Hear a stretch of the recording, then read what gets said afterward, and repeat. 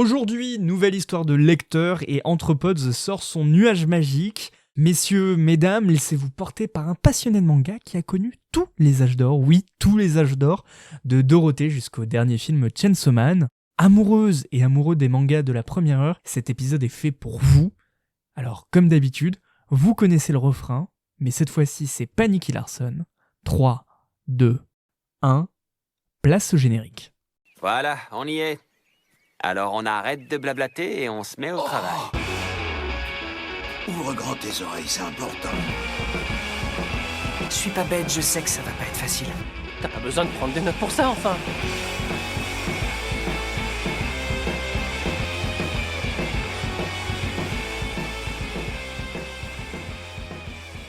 Et bonjour à toutes et à tous, j'espère que vous allez bien, que vous avez passé une bonne journée, une bonne soirée, ce que vous voulez.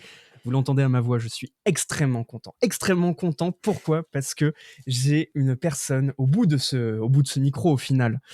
Imaginons deux yaourts qui sont reliés, il y a un fil, et bien à l'autre bout de ce pot de yaourt se trouve une personne que j'aime énormément, qui a rencontré les plus grands de ce milieu. Mais si, disons-le.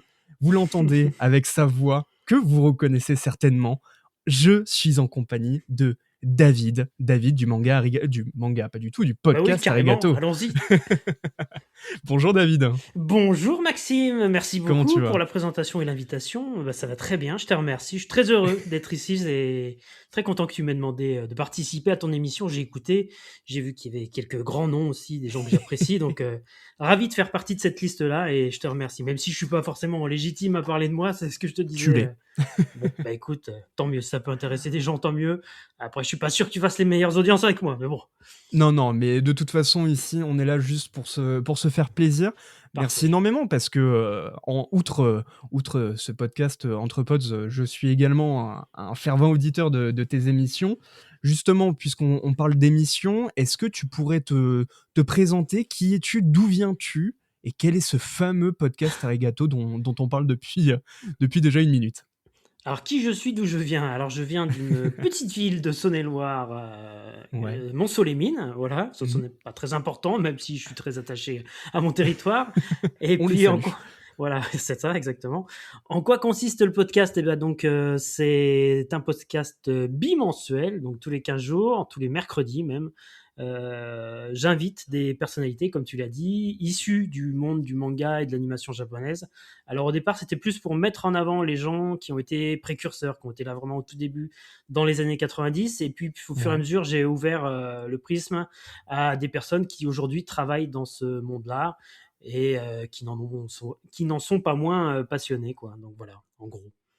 Mais c'est super, parmi les invités, alors on a eu les fondateurs de Tonkam, on a eu le fondateur de Animeland, tous ses Oui, collaborateurs, on a eu Caroline Ségara qu'on a aussi reçue dans cet épisode, ouais. que de beau monde, on a aussi eu des traducteurs, bref, tu touches un peu à tous les milieux au final.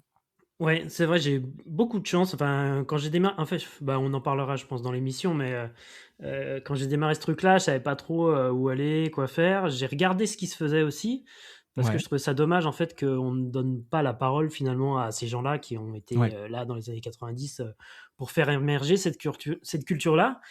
Et puis, quand j'ai vu qu'il y avait rien, finalement, enfin, il y a des petites vidéos, des extraits ou des podcasts de temps en temps, mais il y a rien qui regroupe vraiment tout ça. Donc, je me ouais. suis dit, bah, allons-y, soyons fous, lançons-nous. Et en effet, j'ai eu dès le début la chance d'avoir Yvan West-Laurence en tant que parrain Mm. de l'émission, qui pour moi, mais encore une fois, on en parlera dans ton émission, est une personne très, très importante Ouais, dans ce milieu-là.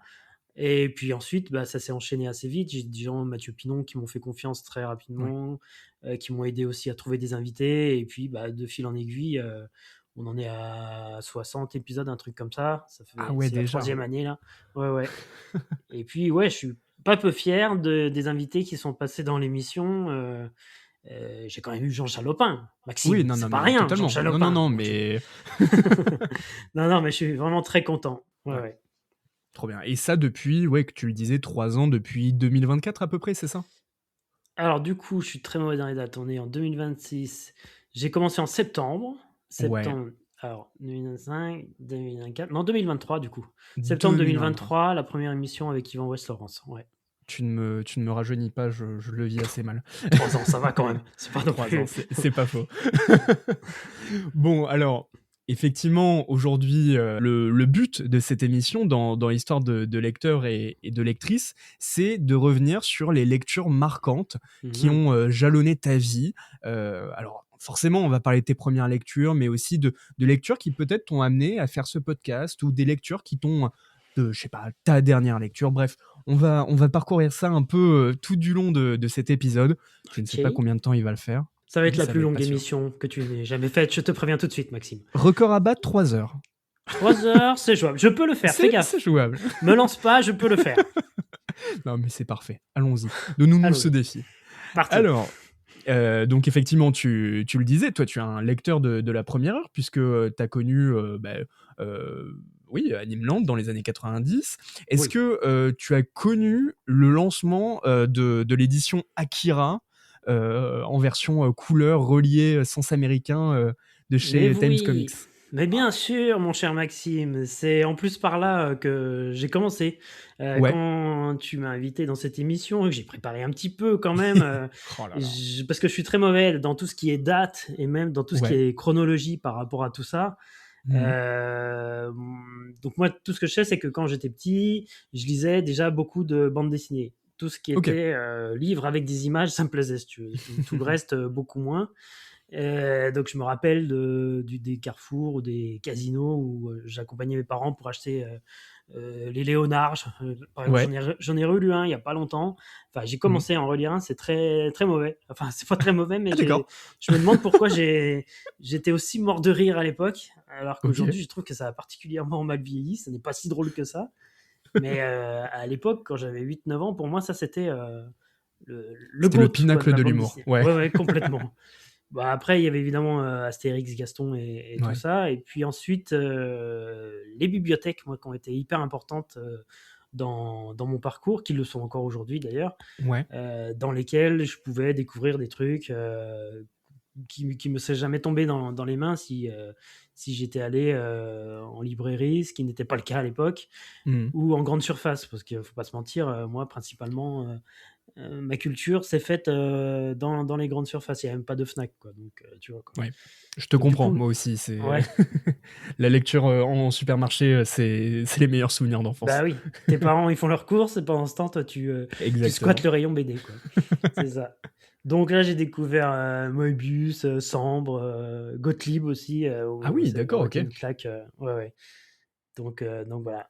Et ensuite vient donc la période ado, parce que moi je suis un vieux, je suis de 78, et donc j'ai connu en effet l'arrivée des dessins animés japonais dans un premier temps, comme tout le monde à Récréa 2 et puis surtout au Mhm. Club Dorothée. Et Ouais. ensuite l'arrivée, alors en kiosque d'Akira, je ne l'ai pas connu. Moi j'ai Ok. connu Akira, et c'est pareil, c'est en me remémorant mes souvenirs grâce à cette émission, je me suis dit, mais en fait, Akira, le tome 1, je l'ai acheté parce que mes parents avaient un abonnement à France Loisirs. Alors, je ne sais pas si Ah ça te parle ouais. ou si ça parle aux auditeurs. Ouais. Alors, ouais, effectivement. Est-ce que tu peux rappeler ce qu'est France Loisirs? Je l'ai découvert récemment, pour te dire. Ok. Bah alors, France Loisirs, je ne sais même pas si ça existe encore. Ça a Mais en fermé tout depuis cas, 2 ans. ah ok, d'accord. Voilà. À l'époque, mes parents, donc moi je suis d'un milieu modeste, on va dire, on n'avait pas accès à la culture aussi facilement qu'aujourd'hui, et puis donc eux étaient abonnés à France Loisirs. Donc France Loisirs, c'était, tu recevais chaque mois ou chaque trimestre, je ne sais plus exactement, un catalogue avec à l'intérieur plein de bouquins de tous les éditeurs confondus, mais c'est France Loisirs qui rééditait ces livres-là, si tu veux. Mhm. C'est-à-dire que sur la tranche là, Ouais. on appelle ça la tranche, hein. Il n'y avait pas, Le par dos. exemple, le dos, pardon. Ouais, il n'y Ouais. avait pas le Glénat, par exemple, ou Albin D'accord. Michel. Il n'y avait plus rien. Donc c'était Ah, France Loisirs ok. qui rachetait, et à l'intérieur, tu voyais que c'était France Loisirs qui éditait le truc. Ok. Et donc Akira, moi je l'ai connu chez France Loisirs. Un jour, je reçois le catalogue. Enfin, mes parents me Ouais. demandent de choisir un livre, parce que je choisissais chaque fois un livre. Et je vois ça, je me dis, wow, c'est quoi ce truc, quoi. Et donc je le prends en direct. Et là, ça a été une claque, quoi. Alors, je sais plus chronologiquement comment ça se passe. Est-ce que c'était avant ou après Dragon Ball en kiosque, pour le Oui. coup, que moi j'ai connu en kiosque, les petits fascicules à 18 francs que j'ai encore. Ouais. Mais en tout cas, voilà, c'est mes premiers mangas. Et il y a eu aussi, alors comme je le disais tout à l'heure, Animeland, qui a été une porte d'entrée. Bah Il y a eu oui. l'univers des mangas de Thierry Grunstein. Je sais pas si tu connais ce livre. Ah d'accord, non, alors justement, je connais pas du tout, qu'est-ce que c'est? Ah, bah alors, c'est vraiment pour moi, c'était mon livre de chevet quand j'étais Ouais, ado. Thierry Grunstein a été le premier, enfin, je voudrais pas dire de conneries, mais d'après moi, c'est le premier en France à avoir rédigé un bouquin, un essai sur les mangas. Et d'accord. donc, ce bouquin-là était sorti dans les années 90. Et à l'intérieur, tu avais évidemment des textes qui expliquaient l'origine. Je me souviens qu'on parlait d'Osamu Tezuka. Ouais. Ça faisait le lien entre l'animation et le manga. Enfin, il y avait plein de choses. Oui, Et c'est assez puis, il y avait précurseur aussi quand des même. planches. Ouais, ouais, il y avait des planches qui étaient là à titre illustratif dans le Mmh. livre. Et ça, vraiment, moi, c'était une folie d'avoir ça.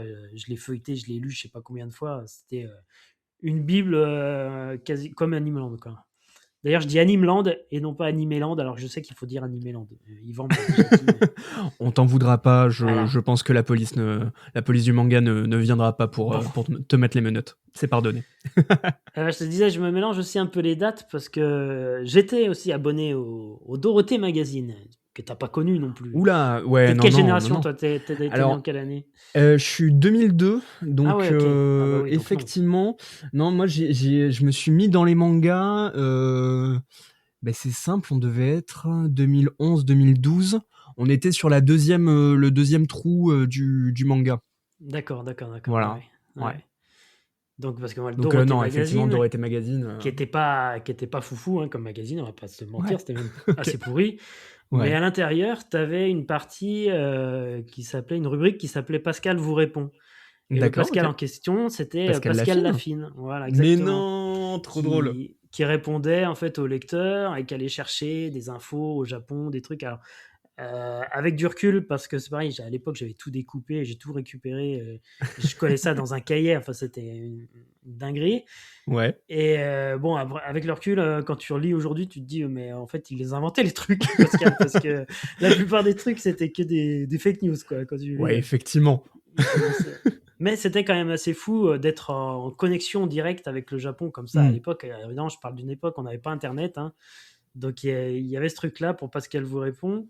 Et puis il y avait Ouais. aussi dans certains numéros des pages de croquis issus des artbooks japonais certainement. OK. C'était des layouts, des choses comme ça. Mmh. Alors je sais pas trop comment ils avaient accès à ça. Je pense que les droits, fallait même Oui, pas. c'est l'époque, sombre, Exactement.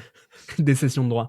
Ouais, ouais. Mais pareil, ça me subjuguait. Enfin, j'étais fou devant ces dessins-là, complètement Bah, oui. inédits, d'artwork issus des productions d'animés japonais. C'était assez dingue de voir ça. Pour terminer là-dessus, sur les magazines, il y a eu aussi des hors-séries de Dorothée Magazine. Là. Je ne D'accord. sais plus le nom exactement, mais à l'intérieur, je me souviens très bien, il y avait dans le premier numéro un chapitre de Dragon Ball avec OK. l'arrivée de Trunks. Alors c'est pareil, à mon avis, ils n'avaient pas Oh! du tout les droits, ils n'avaient rien de tout ça. Et puis il y avait aussi un chapitre de City Hunter dans le numéro 2. Et je trouvais D'accord. ça tellement dingue que je me souviens, je les ai achetés en double. Et j'ai encore d'ailleurs ces petits trucs, ça, des fascicules Ouais. imprimés sur du papier à l'arrache, traduits certainement à l'arrache aussi. J'ai jamais comparé avec Glénat. Enfin voilà, c'est les premiers souvenirs que j'ai. Moi, j'ai pas connu le cri qui tue et tout ça, mais moi, c'est vraiment Oui. les premiers souvenirs que j'ai de manga en tout cas. Bah, mais c'est incroyable. Bah, alors là, vraiment, tu as ouvert une boîte de Pandore parce que j'ai 10 000 questions à te poser. Ah, quand je te dis que ça va durer 3 Ah, heures. mais c'est passionnant. Pour contexte, parce que là, tu viens de parler du cri qui tue. Pour celles et ceux qui ne connaîtraient pas, c'était un vieux journal non, c'est pas le journal de judo. Ça, c'était autre Non, c'est encore chose. autre chose. Ouais. Mais le cri qui tue, c'était un projet suisse de souvenirs, c'est ça? Oui, c'est ça, ouais. Datos Takemoto, qui a publié beaucoup de choses. C'est pareil, je voudrais pas te dire de conneries. Je sais qu'il y avait du Tezuka, parce qu'il y avait du Phoenix, il y avait mince, Il y avait pas les Wolfen Disney Cub. Blood? Certes, peut-être, ouais, Mmh. c'est possible. Je renvoie les auditeuristes à l'écoute du podcast Bunko. Je sais pas si tu connais ce Oui, podcast. oui, oui, Voilà. totalement, ouais, ouais. Ils ont interviewé 2 personnes qui ont bossé sur une exposition justement en D'accord. Suisse autour du cri qui tue, justement. Oui, Et oui, donc oui, c'est super d'accord. Mmh. intéressant pour si vous voulez avoir des infos sur ce magazine. foncez, écoutez ça, c'est hyper riche et comme ça m'évitera de dire des conneries, moi. Bon, alors attention, ça va mitrailler les questions. Déjà, tu disais que donc c'était la découverte du Club Dorothée, etc. On est quand même dans une période assez marquante quand on parle de manga. Ouais. Forcément, c'est quoi le regard qu'on portait sur toi quand Ah! tu lisais du manga, si tu le Ouais, disais? ouais, ouais. Alors c'était pas tant le manga, mais le regard Ouais. en tout cas, et j'en ai reparlé là ce week-end avec, Wallo qui a bien connu Oui, cette période-là aussi. C'était plus l'animation japonaise, les animés qu'on appelait d'accord. nous pas animés d'ailleurs, on appelait ça des dessins animés japonais, Oui. mais, Mmh. des dessins animés et dessins animés tout de suite, tu passais, au mieux pour un enfant Ouais. quand tu avais 16-17 ans, au pire pour, un attardé quoi, parce que tu regardais, des dessins animés, alors Mmh. que finalement, quand on parle aujourd'hui, tu as l'impression que tout le monde regardait Dragon Ball, tout le monde regardait Oui, Senseiya, mais mais il y en avait peu qui ceux qui l'avouaient. osaient le dire, beh, fallait voir comment on nous parlait, quoi. Enfin, c'était, une dinguerie. Alors Ah qu'aujourd'hui, ouais. tous les gens de ma génération disent: «Ah, c'était super», mais tu étais où toi quand j'avais 16-17 ans, que je me faisais taper dans les couloirs, parce que je Ouais, disais que je regardais, Senseiya, enfin qu'on appelait Chevalier du Zodiaque bien ou sûr. Dragon Ball, et je trouve ça assez dingue, quoi. Donc ce truc-là, il a vraiment existé. Enfin, moi, je l'ai vraiment vécu. On D'accord. était, ouais, un peu des parias, quoi. Et pourtant, tu vois, on portait, enfin, j'avais pas de Oui. t-shirt particulier en Dragon Ball, je portais pas ça sur mon visage, Mmh. mais on passait pour des bébés, quoi. C'était ridicule, grandi un peu. Enfin, c'est comme quand je dis que je bois pas d'alcool, tu vois, c'est un peu la même Oui. chose. Mmh. On a ça aussi, même si ça n'a rien à voir, mais on a toujours ces mentalités-là où dès que tu fais quelque chose d'un peu différent, et ben tout de suite, t'es vite catalogué, quoi. Ouais, tu fais pas partie de la norme et Voilà, clairement à l'époque, exactement. Ouais, ouais, bah, ouais, c'était les dessins animés, c'était pour les gosses et si on était gosse, ouais. et très bien et alors, autre question parce que tu parlais tout à l'heure, pardon. Tu as parlé de fascicules dans les kiosques. Oui. Alors, ce mot, bon, entre nous, tous les 2, on sait ce que c'est, mais quand même, quand on pense manga, il y a une période qu'on ne sait pas, c'est qu'à l'époque, on pouvait trouver les mangas dans les, kiosques, dans les magasins de journaux et Ouais. cetera. Mmh. Qu'est-ce que c'était comment, en fait? Moi, le premier souvenir que j'ai de ce truc-là, c'est vraiment Dragon Ball. Ouais, Le tome 1 qui était, je me souviens, vendu avec le tome 2. Il y avait une promo, c'était, un acheté, un offert, et c'était 18 francs les 2 tomes. Et OK. dans ces 2 tomes, j'ai l'impression qu'il y avait la moitié d'un tome relié. On parle de l'édition pastel là, hein, Oui, en voilà, sens OK. Mmh. occidental, voilà, avec la traduction de l'époque. J'ai l'impression qu'il y avait 2 tomes, dans ces 2 tomes, ouais, j'ai Ouais, l'impression qu'il y avait, 1 tome pastel. Tu vois ce que je veux d'accord. dire? Mais peut-être que OK. je me trompe, peut-être qu'il y en avait, moins. Mais en tout cas, c'était vraiment une folie et ouais, tu ça tous les 15 jours chez ton marchand de journaux, Mmh. et j'ai encore cet homme-là, j'ai trait pour rien au monde parce que ouais, ça me ramène à cette période-là, Ouais. qui est une période que moi, j'ai adorée parce que c'est vraiment la période de la découverte de ce médium qui a tout changé, dans ma vie culturelle. D'ailleurs, peut-être pas Bien ma sûr. vie non plus, mais dans ma vie culturelle, en tout cas, c'est sûr. Donc je me souviens de ça. Après, je sais pas s'ils ont fait d'autres tentatives en kiosque, Mmh. de ce genre-là. Oui. Si tu veux, on peut parler d'un autre magazine qui a été important pour moi en dehors Oui. d'Animeland, parce que Animeland, j'aimerais vraiment qu'on en parle davantage, mais il y a eu aussi Kamea Magazine, qui D'accord. était Ouais. donc un magazine de prépublication des éditions Glénat, D'accord. dans lequel tu avais toutes les sorties manga Glénat de l'époque. Donc tu avais Akira qui OK. sortait avant la version reliée, qui elle pour le coup était en noir et blanc en plus. C'était pas la version colorisée par les Américains. OK. Tu avais du Crying Freeman dedans, tu avais du Springan, je me souviens, tu Ah avais oui, Mermaid Forest aussi. d'accord. Ouais, je pense pas avoir dit de bêtises. Donc voilà, et ça c'est un magazine, c'est bizarre parce que on m'en parle finalement assez rarement dans l'émission, Ouais. alors que pour moi vraiment il a été hyper important. Il y avait aussi des petites critiques, des OK. articles aussi sur tel ou tel truc. Je crois Ok. pas il y ait eu de news ou de choses comme ça, mais il parlait de cinéma hongkongais. Ah Quand ouais, Crying d'accord. Freeman est arrivé en film, là, le film de Christophe Gans, ils en Mhm. ont beaucoup parlé aussi. Enfin voilà, il y avait des trucs qu'on trouvait pas ailleurs, et ça, pareil, c'était un événement, quoi. Et au niveau de la forme, est-ce que ça ressemble plus ou moins à ce qu'on pouvait trouver en franco-belge avec le format, pareil chez Glénat, le magazine Cho, ou plus ce que tu as aujourd'hui à la Fnac de Glénat, où c'est une succession de petits chapitres et des petits bonus à la fin? Alors, c'était ni l'un ni l'autre, Ouais, mais c'est marrant que tu me parles de Cho parce que c'est un magazine que j'ai lu alors que pour le coup j'étais beaucoup plus grand. Mais ok. j'ai adoré lire ce truc-là, Bah, en même temps, avec c'était trop Captain bien. Biceps, avec Kitty Bien Tuff, sûr. Samson et Néon et tout le bordel là. C'était C'est marrant génial. que tu me parles de ça. Bah ouais, c'était vachement bien. Mais bref, mais encore une fois, c'est Glénat qui est derrière Oui, ce truc-là.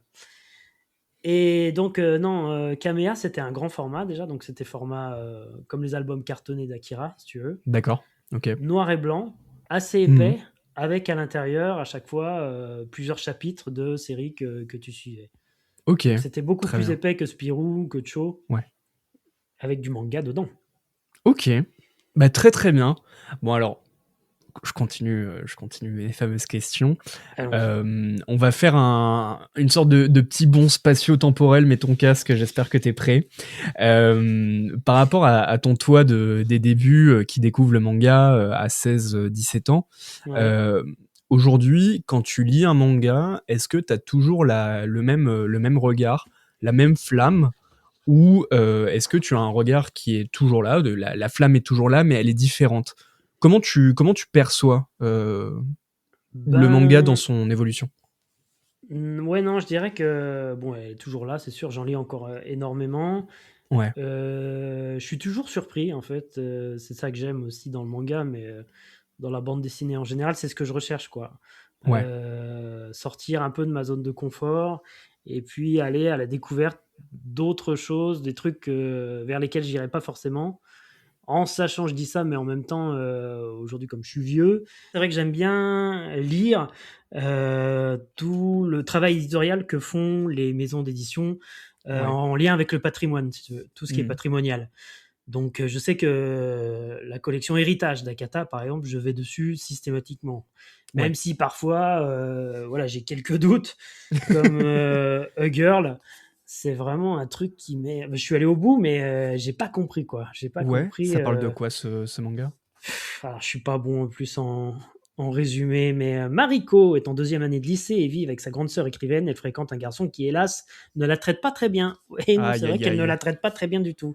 Mais suite à un incendie qui détruit son foyer, elle se retrouve à déménager dans l'appartement de Natsume, un de ses camarades de classe. Ce dernier, mannequin à succès, fait preuve d'une bienveillance dont elle n'a pas l'habitude. Et s'il était temps pour elle de remettre en question son couple? Ah bah oui, ma petite, il faut remettre en Ouais, question ton couple. Donc c'est Fusako Kuramochi. C'est bon, pour évidemment tout ça, c'est à remettre dans son bien sûr. contexte. Hein.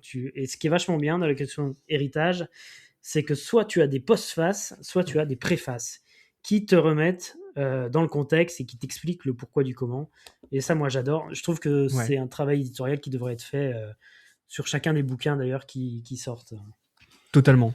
Mais de toute façon, enfin, pour parler de patrimoine, parce que c'est un sujet qui m'intéresse aussi, comme tu le dis, il y a un boulot énorme ces temps-ci. Oui, ouais, Et puis, je pense que 2026 va être une sacrée année parce que à l'heure où on enregistre, Yu-Gi-Oh vient d'être annoncé, Bleach vient oui, d'être annoncé. Bon, mm, alors patrimoine, on commence quand même à arriver sur des ouais, mangas assez contemporains, ouais. mais il y a quand même une vraie volonté des éditeurs, quoi, Mm.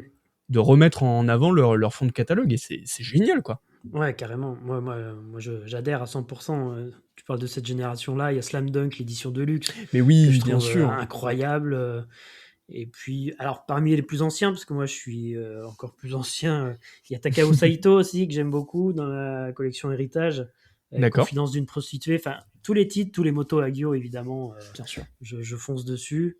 Mais là, je suis passé vite fait dans ma bibliothèque. Et en regardant, j'ai vu, oui, en effet, que j'avais beaucoup de vieux trucs. Ouais, Boko, par exemple, de Hideki Mori, qui est sorti ouais. chez Vega avant que Vega ne passe du côté obscur, on va dire. Vachement bien. Le dit du Genji chez Panini, mais jamais, Oui, jamais bien j'aurais pu sûr. imaginer qu'on puisse lire ça un jour en France, c'est une dinguerie. Akimi Yoshida, bien sûr, le travail Merci. que fait Panini Comics avec cette autrice, mais c'est fou. Enfin, et voilà. Et puis pour terminer, parce que j'en ai chopé un autre, ça fait partie de mes lectures récentes, c'est Please Ouais. Save My Earth Mm. de Saki Iwatari, que j'avais lu à l'époque, mais dont je ne me souvenais plus du tout, et qui encore Ouais. une fois m'a mis une petite calotte. Et je trouve que ce travail-là, franchement, nous en France, on a beau dire, même si les prix augmentent, même s'il y a beaucoup de Mm. choses à dire, mais malgré tout, au niveau du choix, je veux dire, on n'a pas à se plaindre, quoi. Clairement, ces derniers temps, on met la qualité en avant et bon, Mm. comme tu dis, certes, ça vaut cher, mais rien que de temps en temps, enfin, c'est un bonheur de voir ce qui a été fait. Et Ouais. enfin, c'est bête à dire, mais bon, j'aime pas parler en termes de shoujo, shonen, seinen, etc. Mais clairement, aujourd'hui, on a un retour du shoujo en force et de montrer que non, c'est pas seulement ce qu'on pourrait avoir le cliché classique de l'amourette à 2 balles, hein, etc. Oui, oui, C'est vachement plus profond que ça et on est Akimi d'accord. Yoshida en première, c'est Oui. c'est phénoménal. Mais là, on parle entre connaisseurs, on va dire. Oui, Mais c'est vrai oui, qu'encore, aux yeux du grand public, j'ai l'impression que c'est encore ça, hein. Donc, c'est bien Malheureusement. que les éditeurs s'attardent sur des titres comme ça. Akata, Panini, c'est magnifique. Mais du coup, j'ai pas du tout répondu à ta question Pas de souci. concernant. C'est quoi ton regard maintenant, Ouais. aujourd'hui? Ah, moi, je suis très heureux encore une fois, de la proposition qu'on a, même si on est tous d'accord pour dire qu'il y a beaucoup trop de choses. Parce que Ouais. je ne sais pas comment tu fais quand tu t'y connais pas plus que ça, quand tu suis pas plus les éditeurs que ça sur leur réseau, pour te diriger vers le titre qui pourrait te correspondre, quoi. Alors, moi, je valide à 100% évidemment comment dire, les conseils des libraires, des médiathécaires, encore une fois, dont on parlait tout à l'heure, Ouais. parce que pour moi, c'est à eux de faire ce travail-là de curetage, te dire Oui. bah, ça te correspond plus, ça, tout en sachant que, comme je disais tout à l'heure, j'aime bien aussi être surpris. Et Ouais. donc, j'ai pas besoin d'un algorithme qui me dise bah, t'as aimé ça, tu vas forcément aimer ça. J'aimerais bien qu'ils me disent bah, tiens, ça pourrait peut-être t'intéresser. Enfin, je trouve que c'est compliqué aujourd'hui de choisir parmi la pléthore de titres qui Oui, sortent c'est clair. chaque mois. C'est une dinguerie, hein. C'est justement, t'introduis la question. Toi, qu'est-ce qui t'intéresse dans ta sélection de mangas aujourd'hui? Comment tu choisis ton manga? Par les libraires, du coup? Alors, en partie par les libraires. Après, moi, j'aime pas du tout connaître l'histoire, par exemple. D'accord. Donc, je vais pas aller chercher un résumé pour voir si l'histoire peut ou m'intéresser ou pas. Mais ça, c'est bizarre. On en a parlé avec Bruno Femme dans l'émission, qui comprenait pas ce truc-là. Alors que j'en ai parlé aussi avec Rémi Ngelterra, le responsable éditorial du Renard Doré, Ouais. qui lui est plutôt dans ma team. C'est-à-dire qu'il part plutôt sur le dessin d'une autrice, d'un auteur, Oui. la réputation du titre, plutôt que de savoir de quoi est-ce que ça va te parler. D'accord. Donc, je fais une veille, comme tout le monde, j'imagine, enfin tous ceux qui écoutent ton podcast sur les réseaux sociaux, mais je vais pas non plus aller vers la dernière nouveauté Ah d'accord, qui intéressant. fait le buzz ou ce genre de choses. Parce qu'en plus, j'ai tellement de trucs à lire. Tout ce que je t'ai Ouais. montré là, si, ça va, je les ai tous lus. Non, le Akimi Yoshida, là, Lovers and Kiss, je l'ai pas encore lu. Sachant Et- que pour les gens qui nous écoutent, vraiment ce que tu m'as montré, c'est des pavés. Vraiment, c'est Oui, des oui, armes oui. dangereuses. Oui. Ouais, c'est vrai que je me suis aperçu en fait que j'achète plus trop de format tankobon. Ah Tu d'accord. vois, Ok. ouais, ouais. Les petits formats, ouais. À part, c'est ce que je me suis dit la dernière fois, à part Crows que je suis, et Ah. puis comment ça s'appelle chez Vega encore, Holy Land. D'accord, Voilà. ouais. Enfin, que de la baston. Je sais pas pourquoi, alors que je suis pas plus baston que ça. Mais finalement, Dan Dadan, bon, c'est mon fils qui le fait, donc je lui pique. Vinland Très Saga, bon c'est choix, pareil, très c'est très lui bon qui choix. le fait, je lui pique. Mais en petit format, enfin format tankobon classique, Ouais. j'en achète finalement peu, enfin moins qu'avant. Et ce qui est en lien aussi, avec ce que tu disais, si t'aimes pas mal le patrimoine, c'est rare aujourd'hui Ouais, d'avoir voilà. une offre. Complètement. À la limite, Oui. on va avoir Junji Ito, mais et encore. Et encore, Junji Ito, ouais, c'est quand même du gros format aussi, hein, Oui, chez oui, oui. Mongetsu, même chez Tonkam, Delcourt. Oui. Je pensais, parce que Mangetsu là vient de lancer Ah oui, récemment tout à fait. les tomiers en Ouais. petits volumes, mais bon, c'est vraiment de l'anecdotique. Mm. Mais tu le disais, il y a énormément de bouquins à acheter aujourd'hui en librairie. Or, tu me disais en off que vraiment, bah, tu as grandi dans cette période où on pouvait tout acheter. C'était Exactement. hyper facile Ouais. de suivre l'actualité. Aujourd'hui, on retient surtout la période quand même avec des gros blockbusters comme Dragon Ball, pardon, typiquement. Mais je pense aussi à Julien de la Halte Manga avec qui on en parlait, de Fly. Mais on pense pas forcément aux autres titres. Toi, est-ce qu'il y a des titres quand même à cette époque-là où bah, aujourd'hui on n'en parle plus, mais qui t'ont quand même marqué? Alors moi, il y a toute la partie chez Tonkam en fait. Ouais, C'est-à-dire que ok. tous les premiers titres Tonkam, vraiment, c'était un événement. Enfin, moi, à l'époque, j'étais étudiant à Dijon, donc qui D'accord. est une plus grande ville que la ville dans laquelle je suis aujourd'hui et dans laquelle j'étais avant. Et à Dijon, il y avait 2 boutiques spécialisées. Ok. Pareil, pour les plus jeunes, ça parlera peut-être pas, mais à l'époque, on trouvait pas les mangas dans les Fnac, dans les librairies, dans les Virgin, ça n'existe plus non plus.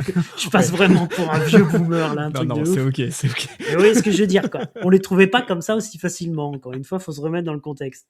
Ouais. Et il y avait des boutiques spécialisées, on appelait ça comme ça, qui eux récupéraient, là en l'occurrence pour Tonkam, je crois que c'est Dominique Verret et sa team Ouais. qui faisait la distribution, les mangas de chez Tonkam et qui les vendaient, eux, dans leur boutique. Donc c'est comme ça que j'ai découvert Video Girl Eye, c'est Oui. comme ça que j'ai découvert les premiers titres d'Hiroshi Rata, les Tezuka incroyables, l'histoire des 3 Adolphes, Phoenix, Bouddha, enfin tout ça, Bien c'était sûr. vraiment du made in Tonkam, quoi. Hmm. Et alors ça, c'est pareil, ça répond pas du tout à ta question. Décidément, je suis nul Non, en non, tant non, non, non. qu'interviewé. Mais moi j'adore. Tu sais que je suis friand de tous ces titres. Enfin, j'aime bien Ouais. aller dans les anciennes périodes. Et je Non, non, disais au ça parce contraire, que vas-y. Video Girl Eye, si ça avait quand même un lien avec la question que tu me Ouais, posais. Video Girl Eye, je trouve que c'est un titre dont on parle plus beaucoup. c'est Peut-être vrai. parce qu'il est peut-être pas réédité, je sais pas, mais qui a eu une importance capitale pour moi à l'époque, adolescent, plus Ouais. 16-17 ans. C'était vraiment le titre qui te parlait, quoi. Enfin, il y avait tout ce qu'il fallait là-dedans. Qu'est-ce que ça raconte ce manga-là? Alors, décidément, t'aimes bien me poser des questions sur les histoires que ça raconte, alors Ouais. que je t'ai dit que je détestais Ah, ça. C'est pardon, mal, pardon. Maxime, c'est Ok, mal. c'est la prochaine fois. C'est la dernière fois, pas la prochaine fois. Video Girl Eye, si je me souviens bien, parce que pareil, je l'ai pas relu depuis que je suis adulte, hein. C'est une fille qui apparaît grâce à une cassette, je crois, dans un téléviseur en tout cas, et qui s'incruste chez un Ok. lycéen, Ok. Lyota, je crois il s'appelle. Et voilà, ensuite, il y a un triangle amoureux qui se forme. Mais Ok. vraiment, c'est pile poil le titre qu'il faut pour un ado de 16 ans que j'étais à l'époque. En plus, c'est le dessin de Masakazu Katsura. Pour celles et ceux qui ne connaîtraient pas, mais c'est un dessin magnifique. Ouais. Je vous invite à aller regarder quelques planches. Il y avait des petites culottes à l'époque. Voilà, tout ça quand C'était tu as 16 ans, frivole. encore une fois. Ouais, c'était frivole. Mais rien de malsain. Enfin, dans Ouais. mon esprit, il n'y avait rien de malsain. Peut-être qu'en le relisant aujourd'hui, ce serait un peu chelou. Mais voilà. Bah, c'est du même niveau que Ranma 1/2 ou le. J'ai plus Non, le nom du dessin animé. Non? ouais, dans mon souvenir, c'était quand même un peu plus frivole que Ranma Mi. Ouais.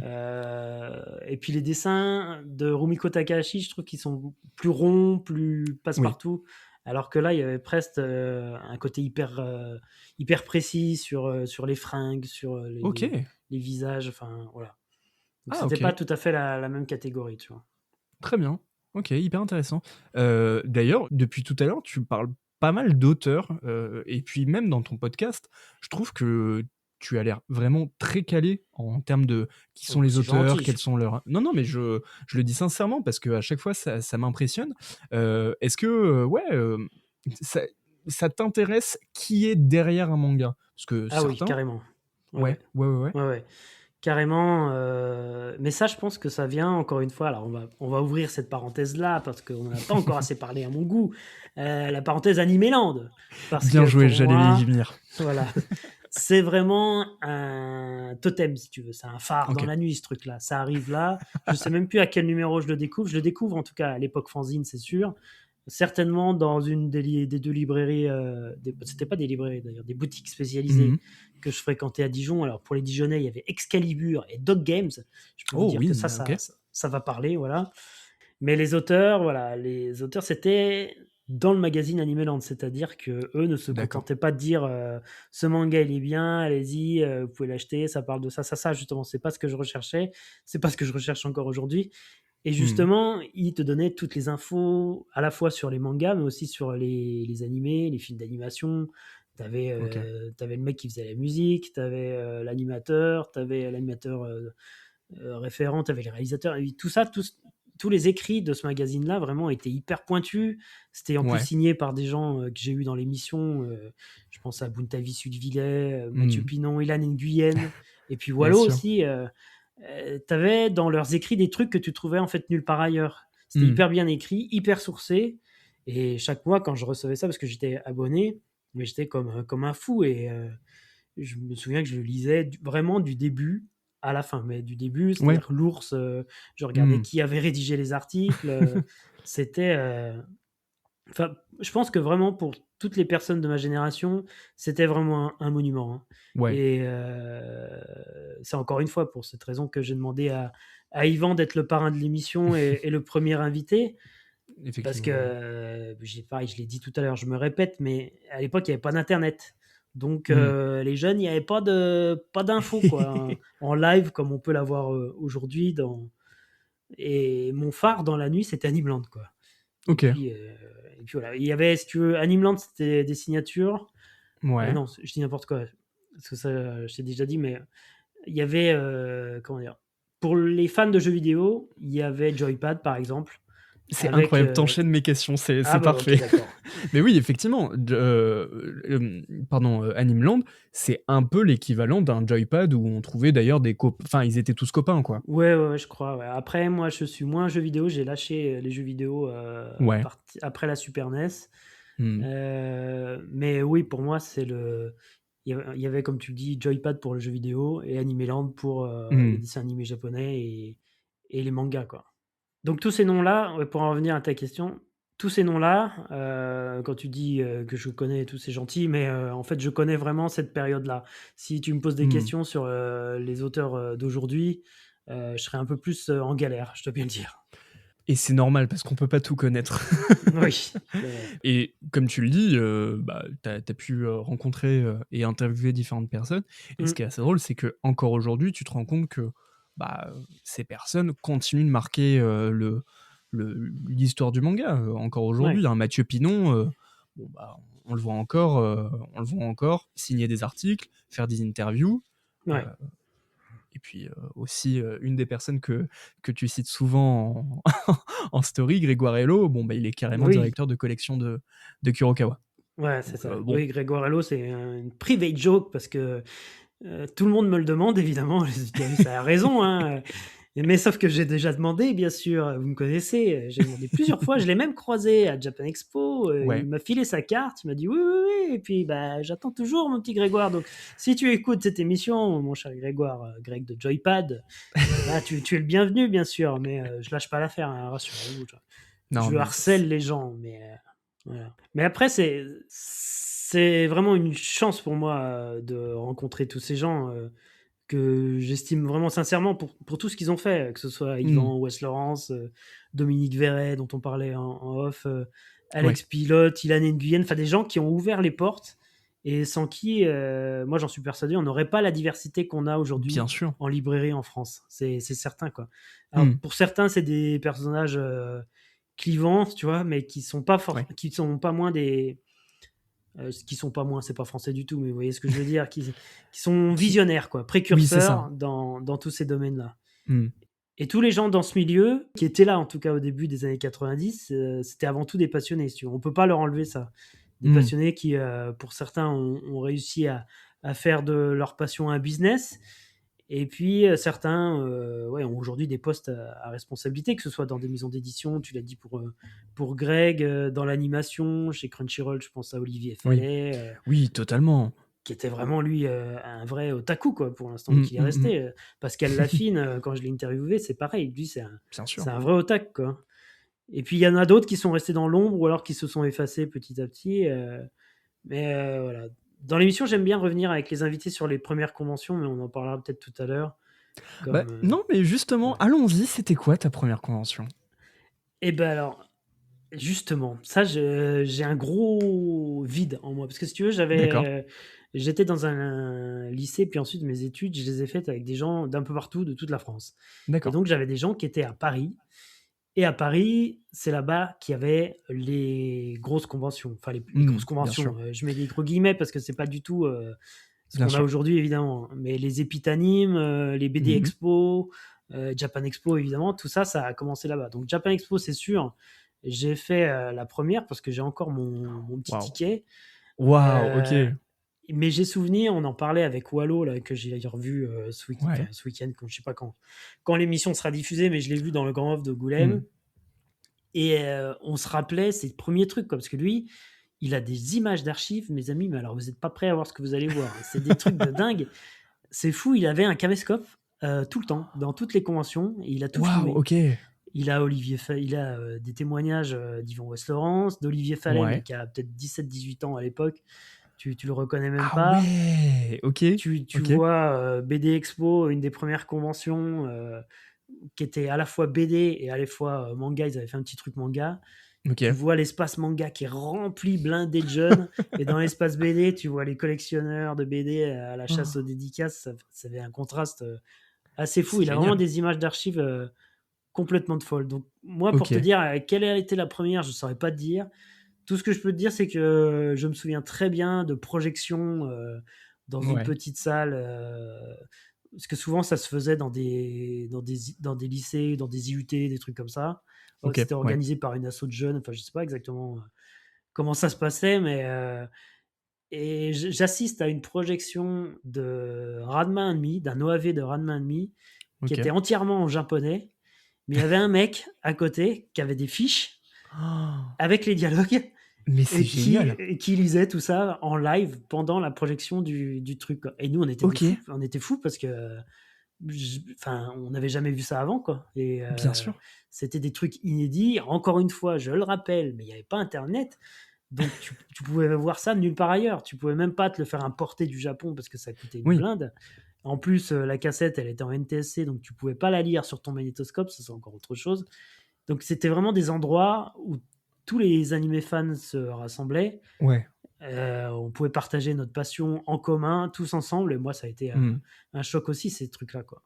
Et tu le croquais ce moment, enfin, c'était Ah bah beaucoup oui. plus Ouais, encore plus ouais. précieux qu'aujourd'hui, alors que la Japan, bon, bah, c'est Ouais. génial. Ouais, ouais, Mais ça bon, reste, moi, pour moi, ça reste super. Enfin, je trouve encore des choses à manger. Aujourd'hui, quand oui, je vais à Japan Expo, je trouve que ceux qui disent que c'est un supermarché géant, c'est des gens soit qui n'y vont pas, ou alors qui font oui, une Japan Expo, je sais pas comment. C'est-à-dire que, évidemment, si tu te balades toute la journée dans les allées, forcément, tu as peut-être cette sensation-là. bien Mais sûr, quand tu ouais. t'intéresses un peu à la programmation, aux expos, aux conférences, aux masterclass, aux concerts, aux Totalement. projections, enfin, tu te dis: «Mais c'est pas possible, tu peux pas, on vit pas la même chose, quoi». Enfin, Effectivement. Mais c'est et d'ailleurs, c'est assez drôle, que tu dis ça parce que, effectivement, tu peux en 4 jours, en fonction de ton programme, tu peux vivre 4 Japan Expo totalement différentes ouais, et complètement. avec pas du tout le même style d'interaction. Ouais, ouais. Enfin et puis pareil, le boulot patrimonial de mise en avant, bon, même si c'est un peu souvent les mêmes, auteurs mis en avant, les mêmes expos et cetera, quoique, franchement, c'est un vrai enfin, c'est incroyable qu'on ait un festival qui ait autant de Ouais, ouais, ouais. rayonnement, même à l'international. Et encore Puisqu'il a une permis, fois, comme je disais tout à l'heure, Jean-François Dufour et Thomas Sirdé, pour le coup, eux aussi, hein, oui, c'est des vrais passionnés, hein. C'est des bien mecs sûr. qui aiment ça. Alors évidemment, aujourd'hui, c'est un business, hein, je suis pas naïf non plus. Mmh, Quand on voit le prix qui augmente chaque année, bah, forcément, il oui, faut qu'ils se fassent de la thune. Mais pour le faire chaque année, pour le coup, moi, je comprends pas que les gens ne voient ça que comme un supermarché de manga, quoi. effectivement. Bon, tu parlais de liens communautaires, ça aussi pareil, c'est quelque chose qui m'intéressait, dont je voulais parler avec toi. Donc tu nous expliquais qu'il y avait ces fameuses conventions et cetera. Est-ce que tu as participé aussi à la période où les fans se réunissaient sur les blogs, sur les forums? Ah ouais, alors ça, bizarrement, pas du tout. Alors je sais D'accord, pas OK. pourquoi. Ouais, finalement, c'est un milieu que j'ai assez peu connu. Ouais, Alors j'ai eu une période où je suis allé vers d'autres formes aussi de bande dessinée ou d'autres formes artistiques. J'ai fait du théâtre, de la vidéo, j'ai fait Ok. des trucs comme ça. Je vais beaucoup au cinéma aussi. Alors, je fais pas une compète entre les arts, mais c'est vrai que la BD, l'art séquentiel, comme on dit, c'est quand même quelque chose. Et bon, j'y suis revenu évidemment, mais j'ai peut-être eu une période où j'en achetais moins, ou je sais pas. Mais en tout Ouais. cas, ouais, tout ce qui est forum, par exemple, blog, alors que j'aurais été très intéressé de participer à ce truc-là, quand les gens m'en parlent dans l'émission, notamment Alex Pilote avec le forum de No Life. Totalement. Mm. Même j'ai eu Monsieur Bocachar, je sais plus son nom, pardon, de Manga News, qui m'a Oui. parlé aussi de cette époque-là, du forum Manga News, qui était hyper actif, avec plein de gens Mm. qui échangeaient et tout. Moi, j'ai jamais connu ça, mais en tout cas, les témoignages que j'ai recueillis dans l'émission, si tu veux, ils vont tous dans le même sens. Et puis, c'est pas Ouais, que la nostalgie qui parle, hein. Il y en a bien sûr. certainement un peu, mais pas que. C'était vraiment des espaces de discussion, de rencontres aussi, parce qu'il y a des gens qui se sont rencontrés Mm. plus, on va dire, grâce à ces forums, hein. Et puis aujourd'hui, évidemment, avec l'avènement des réseaux sociaux, tout ça, ça a disparu, mais Oui. ouais, c'était quelque chose, hein. C'est drôle que tu cites Alex Pilote parce que justement, je souhaitais poser cette question parce que je me souviens de l'épisode que tu avais fait avec lui. Et il parlait Oui. de toute la communauté bordelaise qui s'était créée et qui s'était exportée par la suite de souvenirs sur les forums, sur Internet, etc. Et bah, Ouais, ouais. effectivement, c'est de là où est arrivé le forum No Life. Mm. Et on continue à... Enfin, No Life aussi, ça a été... personnellement, c'est comme ça que ça a construit ma culture manga. Ça a été Ah ouais, aussi ok. un acteur important Ouais, bien sûr, ouais. pour la Mm. promotion du manga. Donc, non, Et Alex Pilote, incroyable. une personne d'une gentillesse, Oh oui. je n'ai jamais vu ça. Comme tu dis, humble et avec tellement de choses à dire. Enfin, c'est... Ouais, ouais.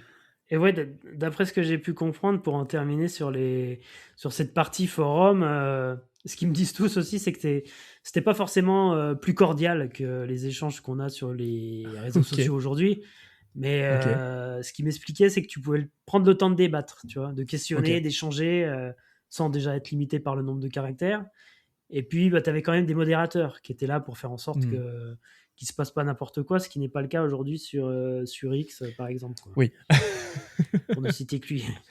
Où bien il n'y a plus du évidemment. tout de modérateur. Du tout, Hmm. du tout, du tout. Et aux grandes dames de beaucoup de personnes, dont moi. Oui. Bon, heureusement, il n'y a pas seulement que X sur Internet, il y a pas mal de plateformes d'écoute où Yeah. on peut justement écouter le fameux podcast Arigato. Oh, il est bon, il est bon, il est bon, il est bon, Ah, bah Maxime. écoute, Il a travaillé. j'essaie de placer quelques envolées si je peux. Ouais. Mais donc, effectivement, Arigato, c'est ton podcast au long cours où tu souhaites mettre en avant ceux qui ont participé à la promotion du manga en France. Est-ce que j'ai eu Yeah. tout bon au niveau de la... C'est ça. La c'est ça promotion, je n'utilise jamais ce terme, mais il est Ah pas ouais, mal. merde. Putain, Si, je si. savais que promotion, c'était pas le bon. Promotion, ça fait un peu supermarché, mais bon, C'est ça. après, tu fais ce que tu veux, Maxime, c'est ton émission, je vais pas me Ouais, permettre. mais bon, ne mettons pas le Dragon Ball à côté des gigots d'agneau à 50%. Non, s'il te plaît, un peu de respect. Mais donc, effectivement, tu le disais, donc tu as eu Wes Lawrence donc, pour parrainer ton émission. Oui. Cette création de podcast, c'était à quel moment de ta vie? Comment tu as eu le déclic de « Ah tiens, je vais faire ce podcast et je vais rencontrer mes idoles de mon enfance ». Très bonne question, si je puis me permettre, mon cher Oh, Maxime, parce que merci. c'est une Merci question. David. C'est une question qu'on me pose tout le temps. Alors du coup, je vais faire une captation de ce moment-là, là où tu poses cette question-là, où je donne la réponse. Comme ça, Oui. les gens arrêteront bien sûr de me poser cette question, même si j'apprécie beaucoup qu'on me la pose, hein, mais au moins comme ça, vous aurez la réponse. Alors, tout commence, mon cher Maxime, Très en bien, mon cher David. 2023. D'accord. 2023, je te l'ai dit, septembre 2023, je lance ce podcast. Mais avant de lancer ce podcast, juillet 2023, je vais à Japan Expo. D'accord. Je fais la queue pour obtenir une dédicace de monsieur Jérôme Alquier et Arnaud Dolène, Oui. qui ont Mhm. fait la sublimissime bande dessinée autour de Senseiya. Totalement. J'ai ma petite dédicace, je suis tout content. Voilà. Et je croise qui donc? Yvan Wes Lawrence, juste là devant moi. The Legend, D'accord. pour moi, The encore une fois. Legend. Hein, si vous avez suivi le début de l'émission, pour moi, c'est Zizou. C'est-à-dire que pour un fan de foot, c'est l'équivalent du Zizou. D'accord. Donc évidemment, je suis avec mon fils en plus. Je dis, oh putain, lui, c'est le mec qui a fait Animeland, le magazine qui a bercé toute ma jeunesse et tout et tout. Faut absolument que j'aille lui parler, quoi. Au moins pour lui dire merci pour ce qu'il a fait. Voilà, c'était juste ça l'idée. Ok. Donc je m'approche de lui, je dis, oh Yvan, bonjour, pas comme un fanzouz, quoi. Merci beaucoup pour tout ce que tu as fait, tati, tatata. On discute peut-être 5-10 minutes. Et puis Ok. ciao, voilà, merci beaucoup. Et ça s'arrête là. Je rentre chez moi, tout content de ma Japan Expo. Et puis, je me dis, putain, c'est dommage quand même. J'ai l'impression qu'il n'y a rien qui existe qui donne la parole justement à ces gens-là qui ont été Ouais. des précurseurs, des fondateurs, qui ont Mhm. vu et fait émerger cette culture-là dans les années 90. C'est quand même dommage qu'il n'y ait rien, quoi. Et donc, je regarde Ouais. vite fait sur Internet avant de me lancer dans le truc. Et puis, en effet, je vois rien. Enfin, je vois des petits extraits, comme je disais en début d'émission. Mhm. Sur YouTube, il y a une interview de 5 minutes où on le voit dans un hall pendant une convention, justement, où le son est tout pourri. Mais rien de vraiment long, si tu veux. Où Ouais, on d'accord. Ok. débat des origines et de tout ça. Et donc, je me dis, bah, si ça n'existe pas, allons-y, quoi. Autant le faire. Voilà. Ok. Et donc, je commence à envoyer mes premiers mails, messages. Enfin, je passe. Je sais pas si c'était une de tes questions, mais comment est-ce que je fais pour choper les invités? Souvent, on me demande Ouais. aussi, mais comment tu fais pour avoir Jean Chalopin, par exemple? C'était la question qui venait juste après. Eh ben voilà. Tu es parfait. Eh bien, écoute, je me débrouille, c'est-à-dire que je vais Ouais. sur Facebook, j'envoie des messages sur Messenger, car oui, je suis un vieux, j'ai Facebook. Je vais sur Je Instagram. respecte. Ouais. Je n'utilise plus, mais ça me sert en tout cas à ça, quoi. Je vais sur Instagram, je vais sur LinkedIn. J'ai créé Oui. un compte LinkedIn juste pour ça, Ok. pour avoir des gens comme Jean Chalopin, par exemple, je l'ai vu sur LinkedIn. D'accord. Ok. À l'époque, j'allais sur Twitter, avant que ça ne passe du côté obscur. Bien sûr. Il y a Blue Sky aussi maintenant que j'utilise. Enfin, voilà, Mhm. quoi, je me débrouille comme ça. Et parfois, c'est une petite astuce que je donne aux gens. Je mets le prénom, le nom, enfin prénom.nom, @gmail.com. Et si jamais vous avez une petite icône qui Oh. s'affiche, alors là, c'est banco, vous avez l'adresse du gars. Bon, Ok. ça marche pas toujours, mais ça a marché pour certains. Et j'étais Je pas note. mécontent. Voilà. Donc, j'envoie des mails à Ouais. plein de gens. Vraiment, j'avais fait une shortlist, dont Greg Hello, d'ailleurs, qui était sur ma shortlist. J'essaye de chercher aussi sur les sites des éditeurs, etc. Mhm. Et puis, voilà, première réponse, Yvan West-Laurence, parce que je voulais m'assurer qu'il veuille bien participer. Et ensuite, une fois que j'avais le parrain de l'émission, bah, je Mhm. dis que Yvan West-Laurence est le parrain de l'émission. Est-ce que vous voulez participer? C'est comme ça que j'ai eu Mathieu Pinon, c'est comme ça que j'ai eu Buntavi, Suvillet, Olivier Gilbert qui a fondé le festival cartooniste. Mhm. Voilà en gros comment tout ça est parti. Et puis voilà, ça a bien pris, ça plaît aux gens. Écoute, donc je suis content et ça me permet de découvrir des gens incroyables à chaque fois. Et depuis 3 ans, tu nous proposes un podcast incroyable. Oh, Et puis, ce merci. qui est trop bien, c'est que aussi, tu as pu rencontrer des traducteurs, des traductrices, Oui. et qui, effectivement, sont pas forcément mises en avant. D'ailleurs, merci, parce que moi-même, ça m'a donné l'envie de rencontrer Nesrine Mezouane. Bon, c'est une amie. Oui, je l'ai Mais, entendu dans ton émission. mais effectivement, c'est un métier qui Qui est est cash pas... d'ailleurs, qui est très bien. C'est Nesrine, c'est... Ouais. Non, elle est géniale, gros bisous si tu m'écoutes, Nesrine. Mais non, effectivement, c'est un métier de l'ombre et c'est hyper important de les mettre en avant parce que c'est Ouais. eux qui nous racontent les histoires en fait. Bah, tous ces gens-là, comme tu dis, les fameux métiers de l'ombre, que ce soit traducteur, adaptateur aussi, Oui. et lettreur, j'ai eu Spade, voilà, qui s'occupe des titrages, qui en fait sont des métiers que moi je connaissais pas parce que j'ai eu aussi toute la team du Black Studio Oui. qui s'occupe des lettrages et je faisais jamais gaffe en fait au lettrage de mes mangas. Pour moi c'était tout le temps pareil, alors que pas du tout. Ils font un boulot monstrueux justement pour ne pas que ça se voit, quoi, pour que ça paraisse si naturel que tu fasses pas gaffe à ça. Et j'ai trouvé ça extraordinaire. J'ai adoré faire cet entretien parce que j'ai appris tout plein de trucs. Donc ouais. Et puis c'est des métiers pas forcément faciles en fait à s'en rendre compte parce que le public français il a des attentes et un manga français c'est pas forcément, enfin un manga adapté pour la France c'est pas forcément un manga adapté pour le Japon et inversement donc ouais, parce que merci pour beaucoup David. ne parler que... Bah, je t'en prie, merci à toi. pour ne parler que des traducteurs, il y a traducteur, adaptateur.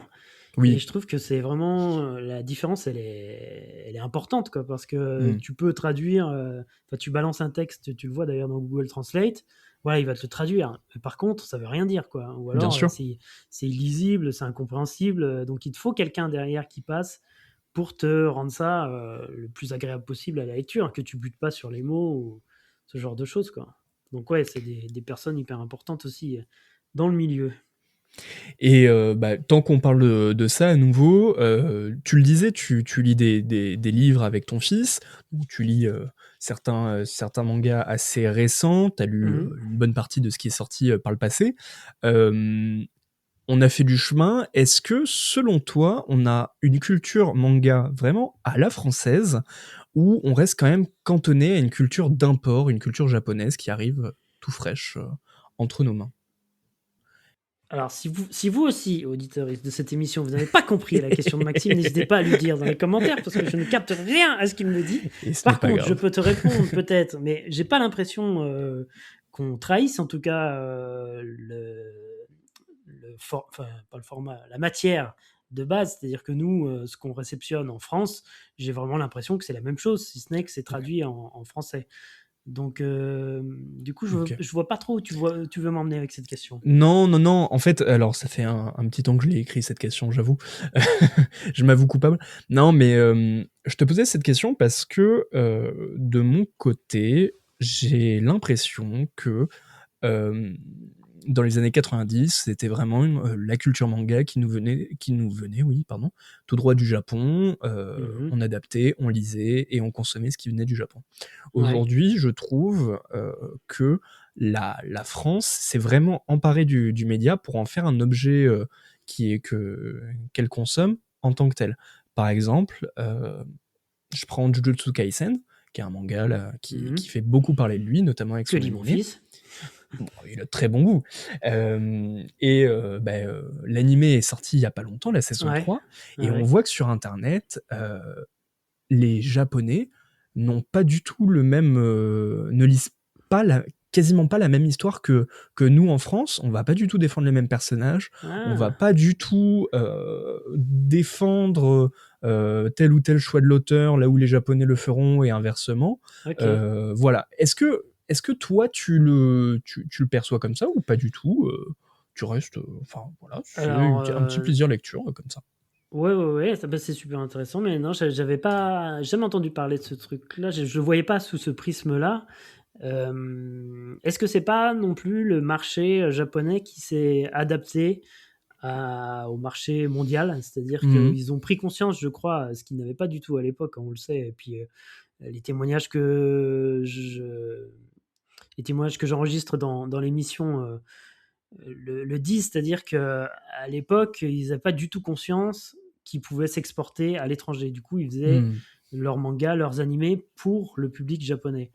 Ouais. Et aujourd'hui, j'ai le sentiment, en plus avec les plateformes comme Netflix ou Amazon qui proposent de nombreux animés japonais produits par ces plateformes, j'ai l'impression qu'ils ont pris donc conscience de ça Mmh. et qu'ils font attention au discours, que ce soit plus mainstream, je sais pas si c'est le nom, mais Ouais.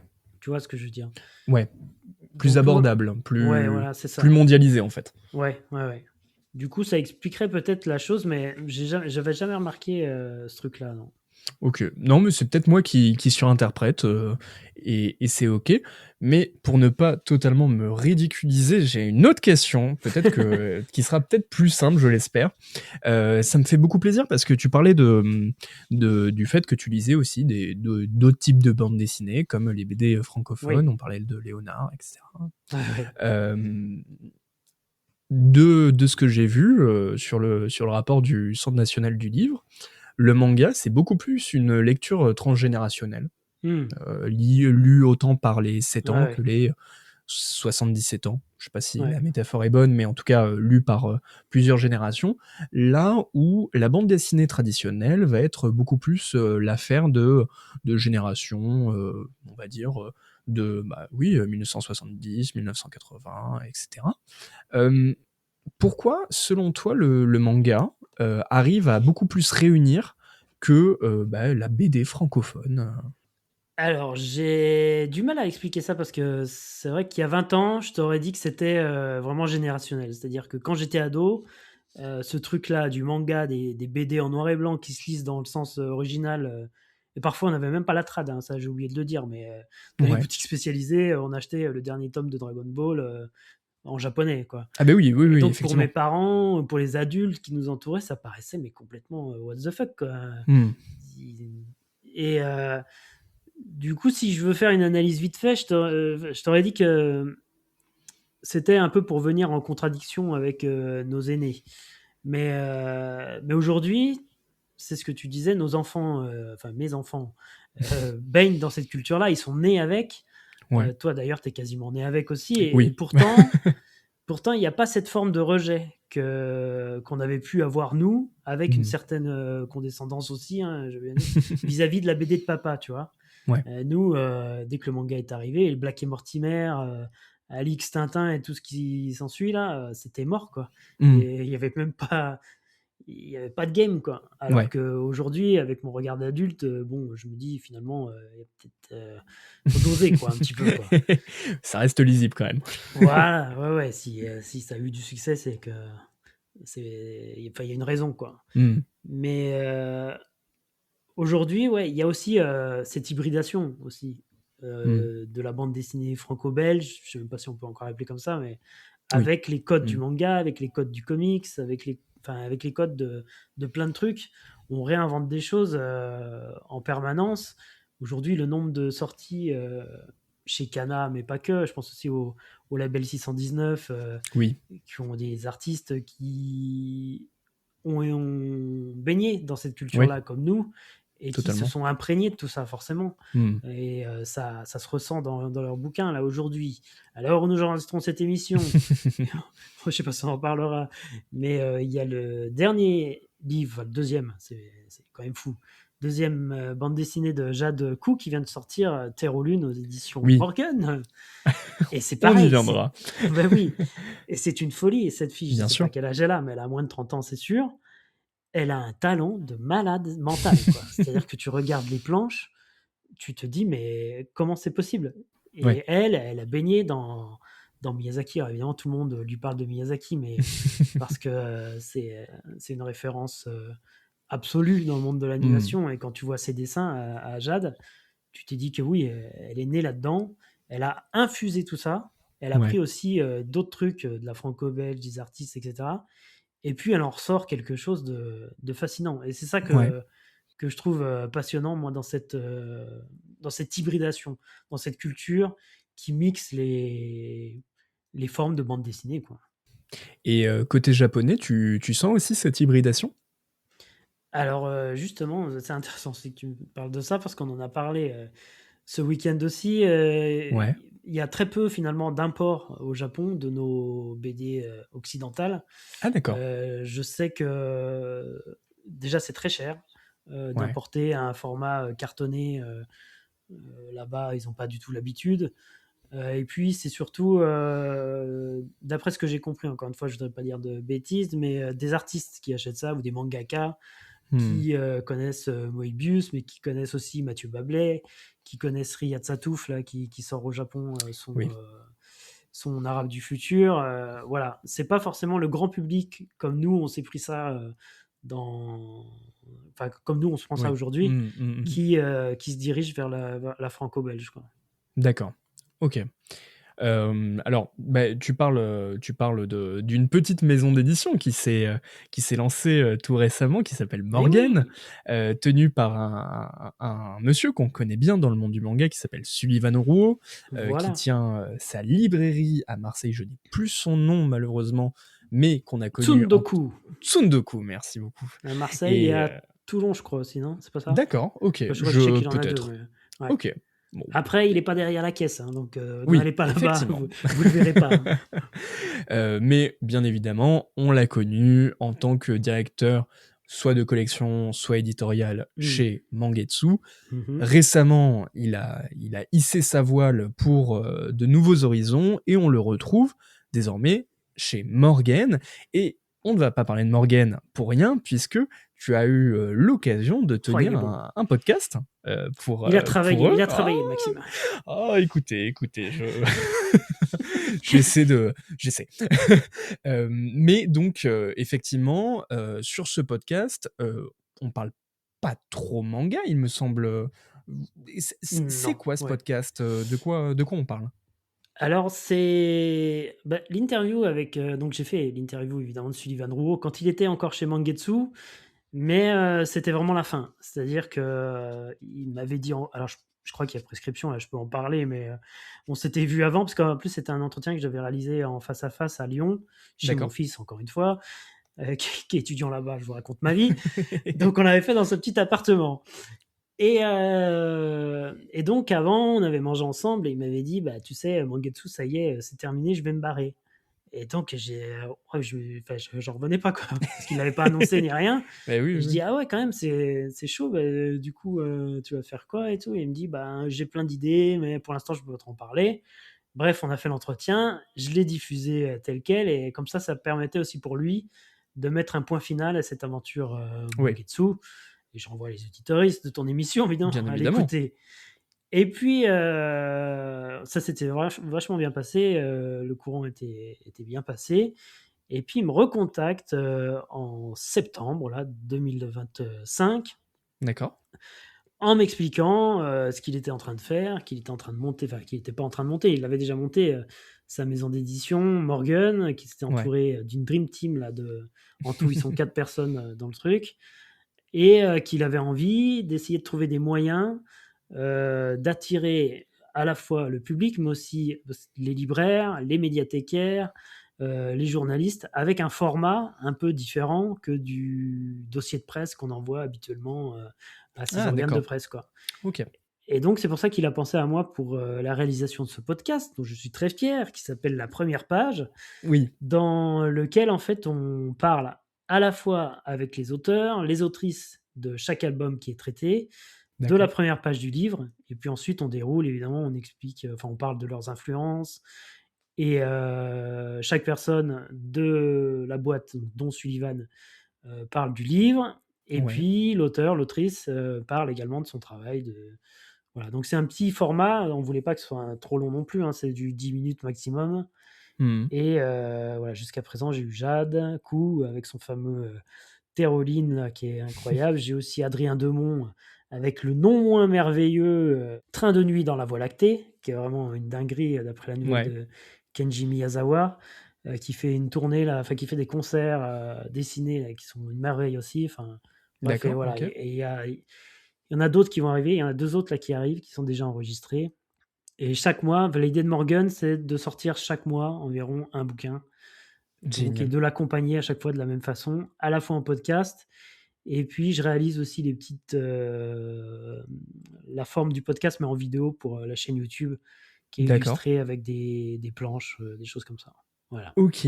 Mais c'est très Ok, gentil très de très bien. parler de ça, en tout cas. Merci, Non, non, non, mais Maxime. c'est important aussi de mettre en avant des maisons d'édition qui ont une vraie politique d'auteur parce que Complètement. Bah, là, c'est tout à fait le cas. Ouais, tu as trouvé les mots, hein. Ouais. et puis c'est comme tu dis, on est aussi dans une génération ou enfin une époque plutôt où le manga en tant que genre graphique, etc., commence vraiment à éclater ses frontières. Tu parlais de 619, hein, Bablé et Ouais. Shin Zero.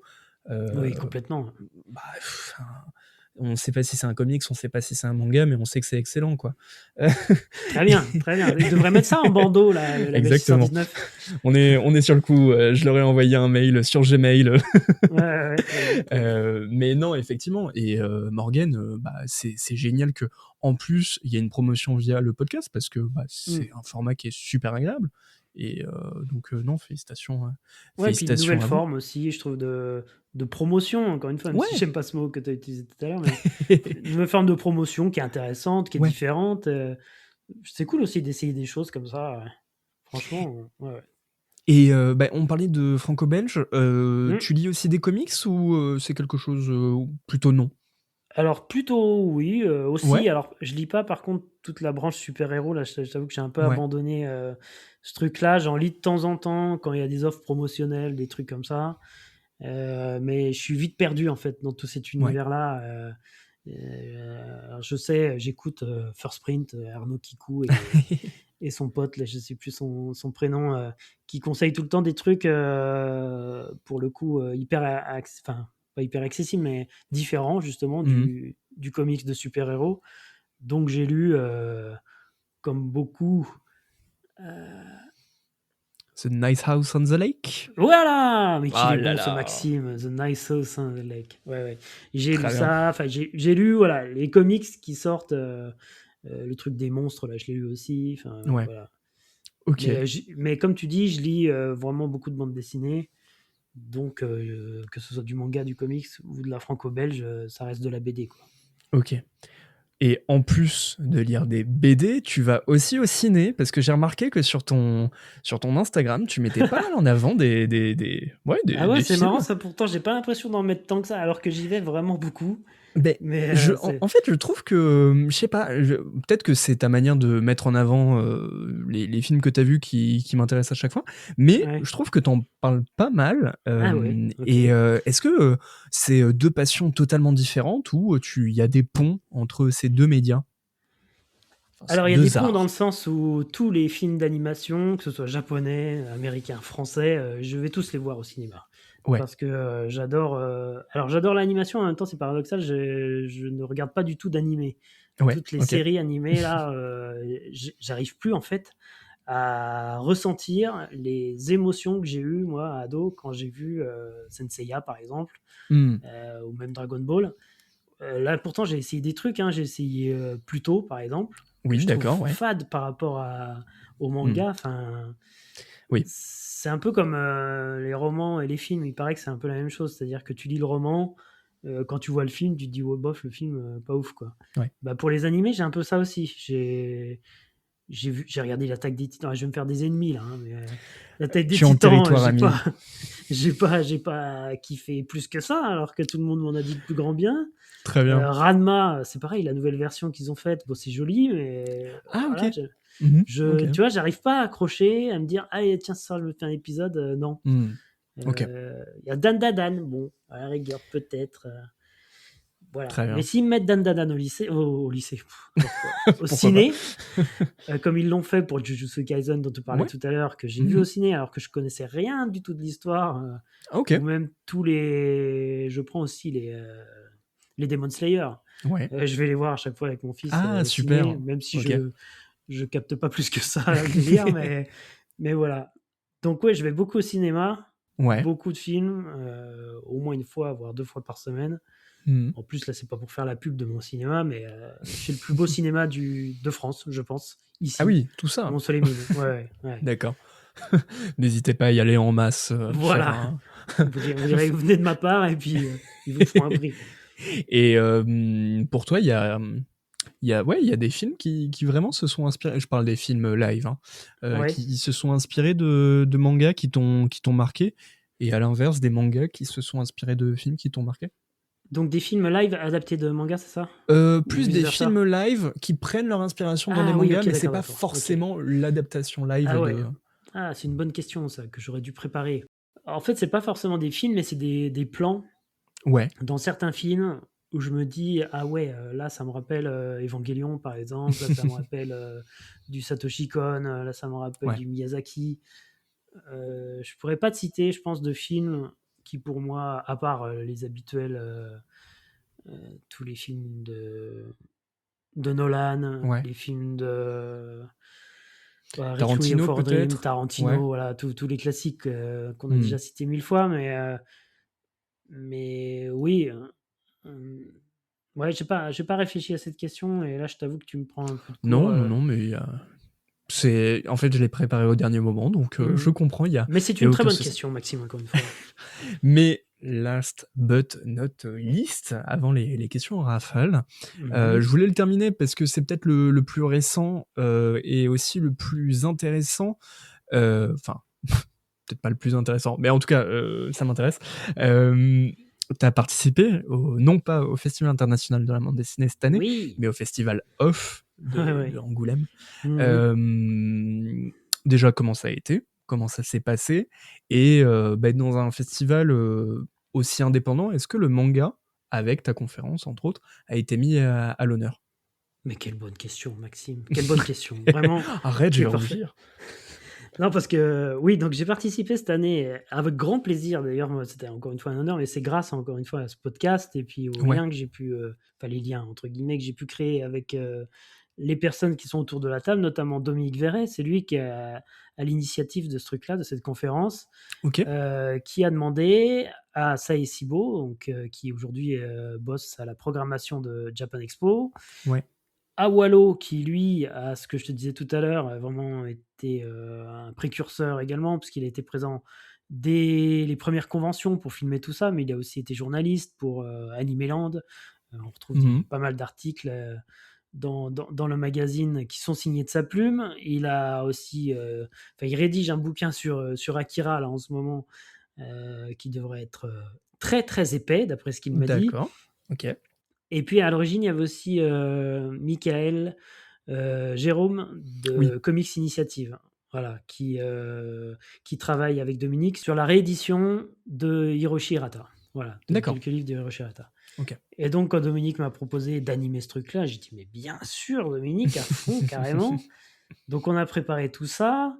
Et puis, ouais, on est allé à Angoulême dans le cadre du Grand Off pour cette conférence. Et en effet, moi, pour y être allé 3 jours, Ouais. non, 2 jours, attends, non, 3 jours, pardon, à Ok. Angoulême, c'était la seule conférence, même masterclass, tout ce que tu veux, autour du manga. Il n'y avait rien D'accord. d'autre. Il y avait des Hmm. dédicaces, évidemment, de mangaka, de Johan Vornier, par exemple. Ouais. Il y avait plusieurs mangaka, je suis désolé, Mhm. j'ai pas les noms des mangaka Johan français. Vornier pour Silence de Ouais, souvenir. voilà, c'est ça, Ouais. ouais. Mais en tout cas, en conférence ou de lieux qui parlent de manga, il y avait Hmm. que nous, quoi. Et Ouais. ce qui était amusant, c'est que j'ai fait plusieurs conférences pendant ce grand off, un peu partout, mais à chaque fois, bon, déjà, ça parlait pas de manga, forcément, ça Hmm. parlait de l'avenir du festival, ça parlait de franco-belge, ça parlait, j'en ai vu une sur les éditions Dupuis qui était vachement bien aussi, D'accord. mais rien sur le manga. La seule thématique, enfin la seule conférence autour de cette thématique, c'était la nôtre, et le public était vraiment très différent de Ok. celui D'accord. de la franco-belge, quoi. Je pense que la franco-belge, j'étais le plus jeune, alors que j'ai bientôt 48 ans. Ouais. Alors que là, en manga, voilà, on avait des gens de ta génération, des plus jeunes, il y avait même Ok. des enfants qui étaient là. Ah, trop bien. Ok. Et tu te dis en fait que cette frontière finalement qu'on avait, du coup ça reboucle avec le début de l'émission, au début des années 90 entre la franco-belge et le manga, elle existe encore aujourd'hui. Hmm. Et puis, j'ai envie de dire vice-versa, c'est-à-dire que les jeunes ne vont pas non plus voir Vers une le. Ouais. conférence sur les éditions Dupuis ou une masterclass de 3 scénaristes là, que j'ai vu aussi, qui était vachement intéressante. Il y avait Ok. Xavier d'Horizon, là, c'était super. Ok. Ouais. Mais oui, par contre, on était peut-être 10 dans la salle et il n'y avait que des vieux, quoi. Hmm. Ouais. Donc voilà. Mais c'était super intéressant. L'émission, d'ailleurs, a été captée. Donc, si vous voulez l'écouter, elle est dispo sur Arigato. Effectivement. Effectivement. Avec justement un reportage, il me semble, Oui, de Wallo, tout à de fait. Wallo. Ouais, qui nous a diffusé des images là-bas dont je te parlais aussi en début Ouais. d'émission, complètement folles, mais qui sont pas encore dispo sur YouTube, D'accord. parce qu'il a encore un peu de boulot de montage à faire, Ok. mais il nous proposera ça plus tard. Il m'a dit qu'il avait, je crois, 12 heures de rush, donc Ah t'imagines ouais. le boulot que ça représente de monter Oui, tout ça va effectivement. être un enfer sur Terre. Effectivement. Voilà. Mais du coup, enfin, pas la retranscription, mais l'enregistrement, la captation Ouais. est disponible sur ta chaîne. Tout à fait, sur le podcast. On dit une chaîne pour un podcast aussi? Je mélange tout. Non, Je mais mélange tu tout. fais bien, pas de souci. Sur ton podcast. Ouais. D'accord. Et donc, bon, ça reste quand même 3 jours sympathiques où vous avez pu parler BD. Ouais, mais encore une fois, ça n'a pas l'aura qu'avait le FIBD avant. Ouais. T'as pas la dimension internationale, Bien sûr, t'as oui. vraiment là pour le coup la dimension locale et ça se ressent quoi, forcément. Ouais. C'était pas la bamboche à tous les étages. Et quand je suis arrivé en gare d'Angoulême, j'ai tout de suite vu qu'il y avait pas un problème, mais que ça allait être différent quoi. Ok, Voilà. ouais. Oui, parce qu'effectivement, bon, pour celles et ceux qui n'y sont jamais allés, clairement, quand c'est le FIBD, marée de monde avec de la BD partout et un peu de BD si vous en avez pas assez, quoi. Ouais, c'est ça. Et des expos, des Et des expos, bien sûr. conférences, des masterclass. Là, il y avait pas grand-chose à se mettre sous la dent, faut être honnête, quoi. Par le concert dessiné justement de Adrien Demont à l'espace Franquin. Il y avait des choses comme ça, annexes, des petites expos à droite à gauche, mais ça n'a aucun rapport avec ce qu'on a pu connaître les années précédentes. Bon, bah, en tout cas, ça laisse de l'espoir pour Ouais, les années prochaines. bien En sûr, fonction espérons de... qu'il renaisse. De toute façon, Oui, ça peut pas être pire que ça n'a été, en tout cas en termes effectivement, de management. Et totalement. puis, on espère qu'il renaîtra de ses cendres sous une forme plus consciente, plus voilà, meilleure pour tout le monde, Totalement. quoi. Totalement. Bon, on arrive sur la fin de cet épisode. On a été assez sage au final. Tu 1 heure vois, et demie 1h30, d'enregistrement. c'est pas mal. Et c'est bravo, félicitations à nous. Je vous remercie. Pour terminer cet épisode, je vais Oui. juste te balancer des petites questions en rafale. Aïe, aïe, aïe, aïe. Tu peux développer si tu le souhaites. Est-ce que tu es prêt? Attention, mets ta ceinture. Je suis prêt. J'ai Merveilleux. déjà ma ceinture. Sans ça, C'est je serais en merveilleux. slip et ce serait bizarre. Oh, s'il vous plaît. Alors, première question, quel est le manga qui a marqué ta vie selon toi? Ah, qui a marqué ma vie. Alors, je précise aux auditeurs que Maxime a envoyé quelques questions, mais celle-ci, il ne me les a pas envoyées, évidemment. Et bien sûr. Un manga qui a marqué ma vie. Alors, ça, c'est vraiment les questions pourries. C'est comme celles que je pose en fin d'émission. Bien sûr, mais bien évidemment. C'est les meilleures. Alors, je partirais quand même. Si je suis honnête, je partirais sur Akira, quoi. Même si c'est un classique. Parce que j'ai souvenir vraiment d'une claque, quoi, mais au sens propre. C'est-à-dire que même s'il y avait Dragon Ball avant, même s'il y avait peut-être Video Girl Eye ou des trucs comme ça, Akira, là, moi, je me suis pris un choc. Et en plus, c'était la version colorisée. Donc, je m'étais pas pris encore la version noir et blanc. Donc, mais ouais, j'ai trouvé ça fou, quoi. Ça, pour le coup, c'était nouveau. Il n'y avait rien de ce que j'avais lu avant qui ressemblait à ça. Ouais. Et on attendait avec une impatience mais folle chaque tome de l'édition cartonnée là dont je te parle. Ouais. C'était fou. Et moi, le premier tome, le deuxième, troisième. Et quand j'ai découvert Akira avec le fameux truc de France Loisir là, Glénat, ils avaient déjà sorti beaucoup de tomes, si tu veux. Mais moi, je sais pas pourquoi, j'étais pas au courant, quoi. Et donc à Noël, j'avais commandé les tomes qui étaient déjà sortis. Alors ça devait aller jusqu'au 8 ou un truc comme ça. Et j'avais tout eu à Noël, les 2, 3, 4, 5, 6, 7, 8. Je me les suis tous bouffés. Bon, je le dis, ma mère n'écoutera pas ce podcast. J'avais vu où elle avait caché les cadeaux. J'avais ouvert discrètement et je les avais lus avant Noël. Voilà. Tu sais tout. Heureusement que le Père Noël ne t'a pas chopé sur le fait. Non. Mais donc, ouais, pour moi, ça a vraiment été un truc hyper important. Et si j'ai encore ces souvenirs-là en tête aujourd'hui, c'est que forcément, ça m'a marqué. Tu vois. Ouais. C'est pour ça que je choisis celui-ci. Ok, merveilleux. Seconde question, quelle a été ta dernière lecture? Ah, bah ça, c'est facile parce que ça date d'hier. On en a parlé tout à l'heure, c'est Please Save My Earth que j'ai relu là, le tome 1 en édition, je sais pas comment ils appellent ça là, mais une belle édition. Perfecte édition, chez bien Panini. Ouais. Avec encore une fois une postface. Donc c'est bien aussi, ça te remet dans le contact, ça t'apprend des trucs sur l'autrice, sur le phénomène que ça a été, parce que ça a vraiment été un phénomène à l'époque. Donc voilà, ça c'est ma dernière lecture. Mais il y a aussi le Jade Coup que j'ai recommencé à lire, que j'ai pas terminé, mais je l'avais déjà lu avant évidemment pour préparer la première page. Mais comme je l'avais lu à l'époque en PDF, de le voir sur papier, moi je suis de l'ancienne école. Bah bien sûr. De l'avoir sur papier, ça n'a rien à voir, comme disait l'autre. Bah oui, l'expérience est folle et elle dessine de très beaux Shinji. Bravo. Elle. Ah bah oui, t'as vu ça aussi. Bah, okay. Ça fait plaisir, écoute. Alors qu'elle ne connaît pas du tout Evangelion. Ah, c'est drôle. Ok. Ouais. Ah, elle ok. connaît pas du tout Evangelion. Et bah, si vous écoutez le podcast, la première page, bah, vous saurez pourquoi. Bon, ok, très bien. Et enfin, la dernière question, Raphaël, il n'y en avait pas beaucoup, j'ai été gentil. Quelle est la recommandation manga que tu pourrais faire à quelqu'un? Quelle horreur. À quelqu'un. Et oui, non mais c'est Ouais, génial cette question. Non, là, ça, c'est dur, ça. Ça, c'est dur. En plus, là, il y a que des gens qui connaissent le manga, donc tu veux Ça vraiment dépend. balancer des banalités dans ton podcast, là. Je te dise là-dessus. La valeur sûre, mais c'est pas Ouais, forcément pour des gens qui connaissent le manga, parce que je vais dire ça, ils vont dire, bah oui, je connais. c'est C'est pas grave. Urasawa. Bah oui, bah oui, Oui, je pars sur Urasawa, je pars sur son Pluto, il y a 8 tomes. bien Ça sûr. fait le lien en plus avec l'histoire, avec Tezuka, dont on n'a pas parlé dans cette émission, alors que je C'est suis vrai.